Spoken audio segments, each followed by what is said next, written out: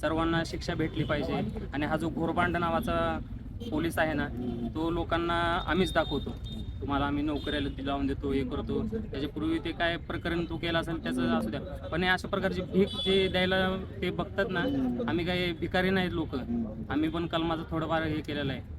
असं बोलण्यात आलं का त्यांच्याकडून तुम्हाला हा, काय? गोरबांडकडून सांगितलं गेलं की आम्हाला तुम्ही तुमच्या बंधूचं बॉडी घेऊन जावा गावी, आम्ही तुम्हाला प्रशिक्षणासाठी मदत करू पोलीस भरतीच्या. आणि ज्यावेळेस डेड बॉडी आम्ही परभणीला आणत होतो त्यावेळेस पण त्यांनी विरोध केला. 2 तास ॲम्ब्युलन्स ड्रायव्हरला पळवून लावले. अच्छा. पोलिसांचा ताफा आला, आम्हाला विरोध केला.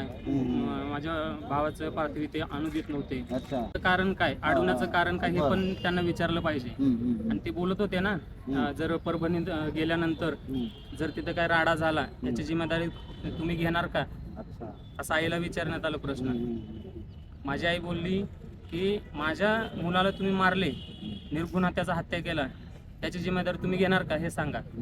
त्यानंतर ते IPS ऑफिसर उठले आणि ते निघून गेले.